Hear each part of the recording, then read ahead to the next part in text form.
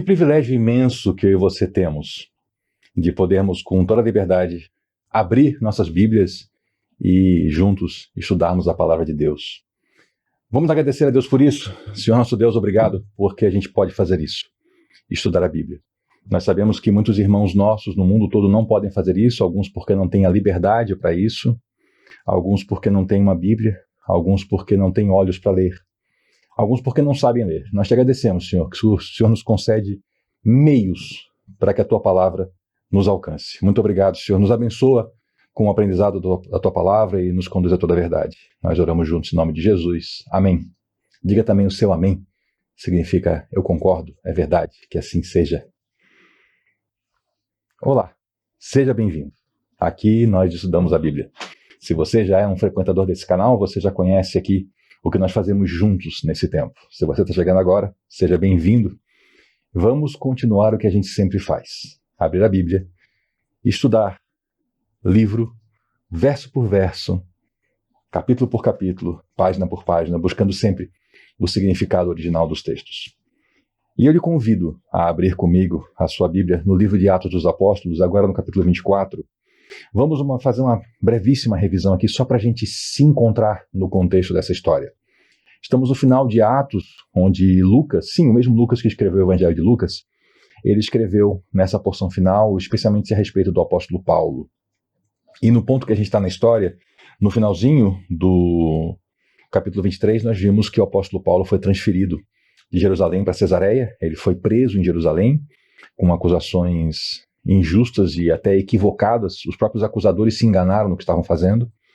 E havia um plano para assassinar Paulo. Então a tropa romana, responsável pela segurança dele, já que ele era um cidadão romano, o transferiu para Cesareia, que era uma cidade importante, era ali que situava-se, era como se fosse a capital romana daquela região.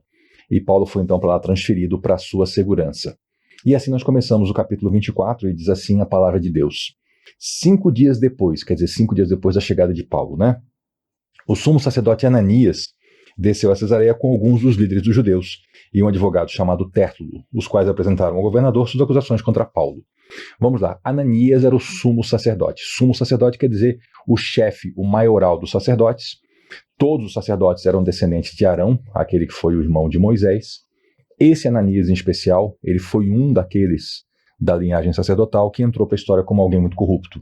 E os próprios documentos judaicos dão conta, os documentos desse período, que ele era um homem reconhecidamente corrupto e que usava o sacerdócio em benefício próprio. Desceu a Cesareia porque desceu.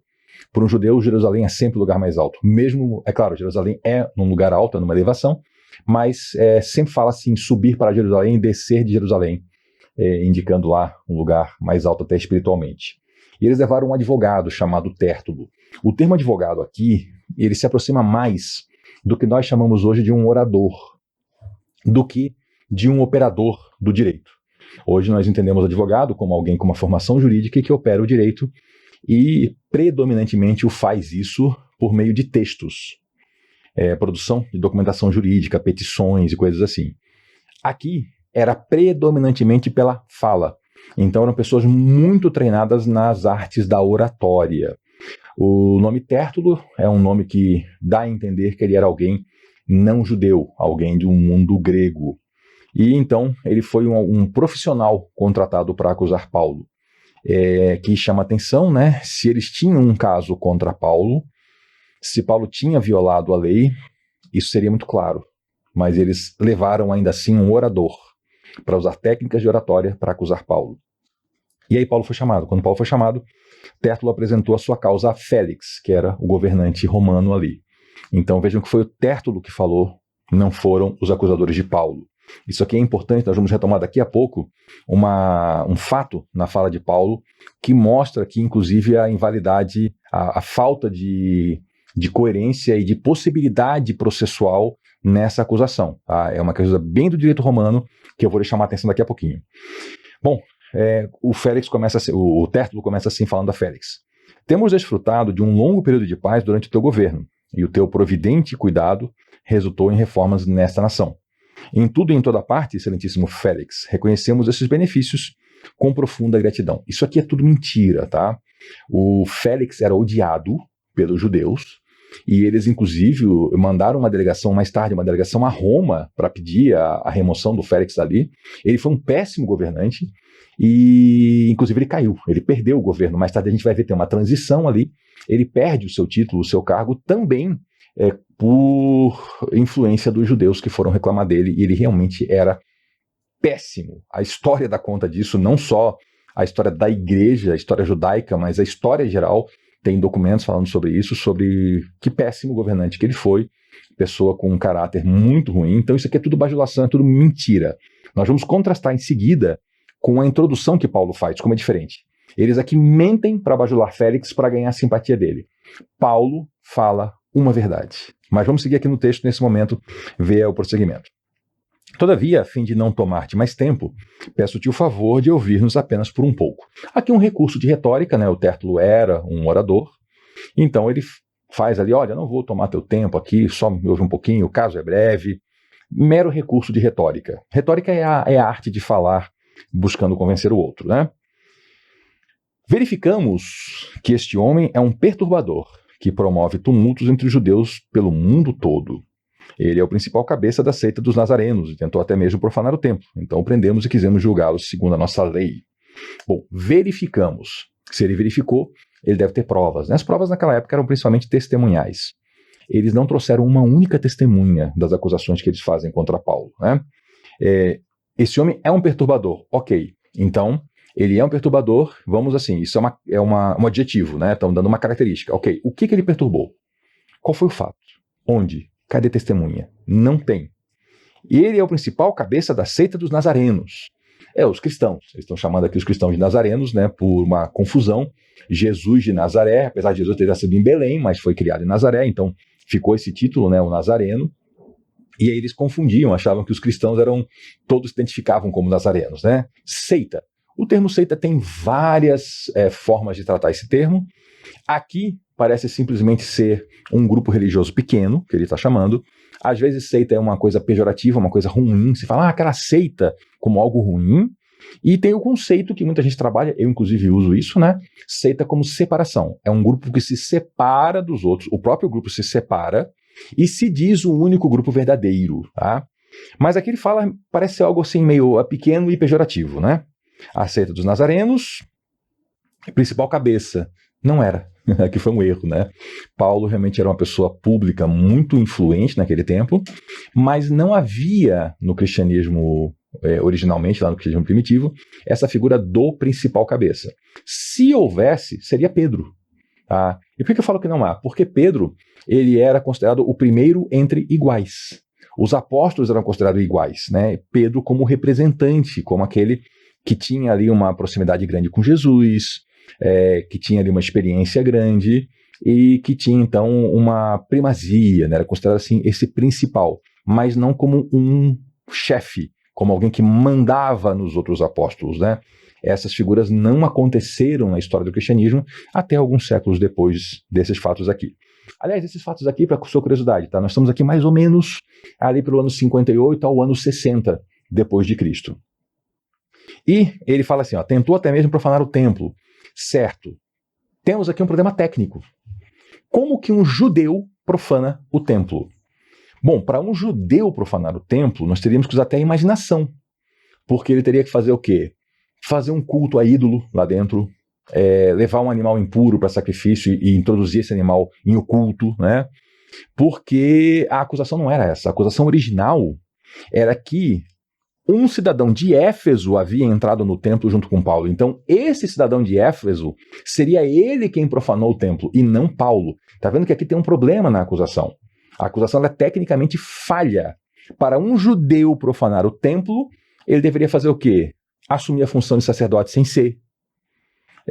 Eles não têm um caso contra Paulo, não tem o que ele fez. Profanou. Tá, mas qual foi o gesto de profanação? Não tem. Porque, de fato, a acusação original não era essa, eles mudaram a acusação. O que não era permitido no processo romano. No processo romano, se mudasse a acusação, o processo era anulado e tinha que começar outro processo, com a nova acusação.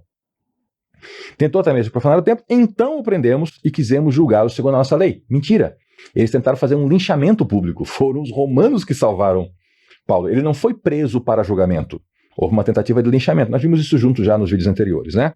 Mas o comandante Lísias interveio com muita força, tem tradução que fala até com grande violência. Ele que estava dando uma criticadazinha no comandante Lísias, né? Interveio com muita força e o arrebatou de nossas mãos e ordenou que os seus acusadores se apresentassem. Então o Tértulo está mentindo, dizendo assim, não, nós fomos ali fazer um julgamento, aprendemos, mas aí veio o comandante Lísias e tomou ele da gente.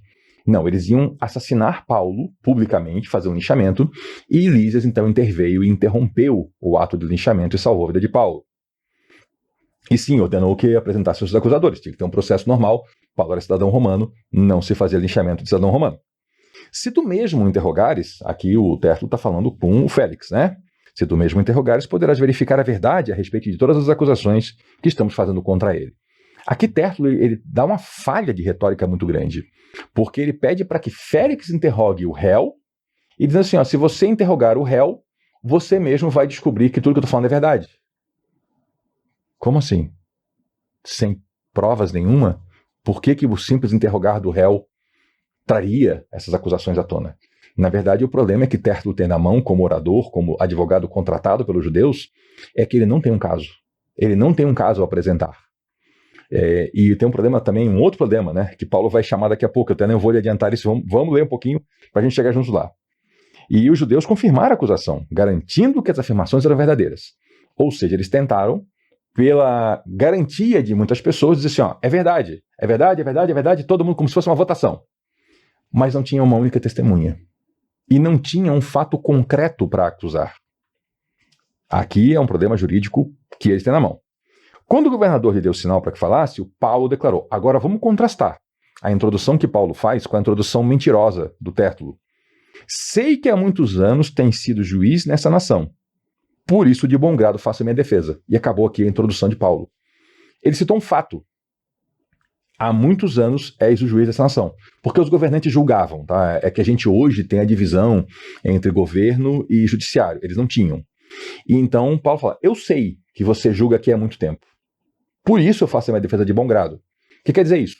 Eu sei que você conhece dos costumes e leis locais. Fato. Bajulou? Não bajulou. Falou uma verdade. E acabou a introdução de Paulo. Facilmente poderás verificar. Aqui ele chama para o governante, que é o seu juiz, fazer uma averiguação. Então, com facilidade, você pode averiguar isso. Que há menos de 12 dias, eu subi para Jerusalém para adorar a Deus. Ou seja, o meu tempo, todo esse caso aqui é um caso muito recente. Não são fatos que se passaram há 2 anos atrás. Faz 12 dias que eu estou em Jerusalém, que eu cheguei a Jerusalém. Então, é muito recente. É fácil encontrar testemunhas e verificar isso. Meus acusadores não me encontraram discutindo com ninguém no templo, nem incitando uma multidão nas sinagogas ou em qualquer outro lugar da cidade. Então Paulo pede para que Félix apure que aqueles acusadores não viram Paulo fazendo qualquer tipo de incitação pública. Até porque, para Félix era muito fácil isso. Se Paulo houvesse feito uma incitação pública, os romanos saberiam. Os romanos tinham informantes na cidade. Ele não precisava investigar no sentido de procurar as testemunhas. Bastava conversar com o comandante da tropa romana local e ele dizer, não, isso não aconteceu, não chegou nenhuma informação desse tipo, nós não verificamos nada disso, porque os romanos estavam sempre procurando o quê? Incitações, que haviam muitas, e eles tinham que abafar rápido. Então Paulo sabe o que ele está falando. Tampouco podem provar que as acusações que agora estão levantando contra mim. Aqui é um princípio do direito romano. É quem acusa que tem que provar. Não é quem se defende que tem que provar sua inocência, é o acusador que tem que provar a culpa do acusado. E aqui Paulo fala, eles não podem provar, eles não trouxeram nenhuma prova, nenhuma única testemunha eles trouxeram, né? Confesso-te, aqui ele vai fazer uma confissão, né? Aí parece assim, puxa, será que Paulo vai confessar aqui um crime, um pecado? Não, ele confessa uma outra coisa gloriosa, confesso-te, porém que adoro o Deus dos nossos antepassados, como seguidor do caminho, ao que eles chamam de seita. Então Paulo fala assim, olha, o que eu tenho feito é adorar o Deus dos nossos antepassados. Eu adoro o mesmo Deus que eles e o mesmo Deus que os nossos antepassados adoraram. E eu faço isso conforme o caminho. Era o nome que se dava para a igreja na época, era o caminho de Cristo. Que é isso que eles chamaram agora de seita, né? É isso que eu faço. Creio em tudo o que concorda com a lei e no que está escrito nos profetas. A lei e os profetas era uma expressão que eles usavam nessa época para designar o que nós hoje chamamos de Antigo Testamento, que na época era toda a Bíblia, que era composta por lei, profetas e os escritos. Mas a expressão a lei e os profetas, inclusive Jesus usava muito essa expressão, né, a lei e os profetas, era isso. era falar da Bíblia Sagrada. Então Paulo fala assim, ó, eu acredito em tudo que concorda com a lei.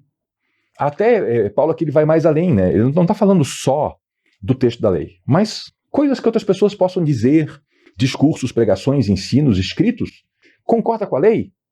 Então Paulo fala, eu estou dentro. Paulo era um cumpridor da lei, um seguidor da lei. Não podemos esquecer que Paulo, ele era um fariseu. Né? Ele seguia o grupo mais rigoroso no cumprimento da lei. E também tudo que está escrito nos profetas. E ele fala, e tenho em Deus a mesma esperança desses homens, dos acusadores, de que haverá ressurreição tanto de justos como de injustos. Aqui também é um tema que, mesmo hoje, entre cristãos, há alguns que não sei porquê tem esse tema como controverso, apesar de que Paulo, a Bíblia Sagrada dizer claramente, ressurreição de justos e de injustos. Todos ressuscitarão, todos comparecerão diante de Deus. Só que, claro, uns para a vida eterna e outros para a destruição eterna. Mas Paulo fala isso aqui. E havia judeus naquela época também que acreditavam, não, só vai ressuscitar os justos, os injustos não. Mas Paulo tinha muita clareza, né? Conviveu com Jesus Cristo. Depois que Paulo foi convertido, o próprio Cristo ressurreto apareceu a ele e ensinou a ele. Por isso, procuro sempre conservar minha consciência limpa diante de Deus e dos homens. Então Paulo fala o quê? Eu mantenho a consciência limpa. Eu acredito na mesma coisa que eles acreditam. A minha esperança é a mesma esperança que eles. O que eles acusam não tem prova. E você mesmo pode verificar que não tem prova nenhuma contra mim. E com isso, Paulo vai avançando nesse seu discurso. E nós aqui vamos dar nossa pausa costumeira, para o vídeo não ficar muito longo. Eu sugiro a você que siga lendo essa sequência aqui do texto, né? Para uma melhor compreensão. E a gente volta na próxima para continuar esse nosso estudo. Sempre ore antes de ler a Bíblia. Peça a Deus que Ele ilumine a sua leitura. E assim juntos nós vamos aprendendo um pouquinho mais da palavra do Senhor. Muito obrigado pela sua atenção. Muito obrigado pela sua companhia. Se esse conteúdo aqui foi relevante para você, faz uma coisa. Passa para alguém. E volte na próxima, porque aqui nós estudamos a Bíblia. Até lá.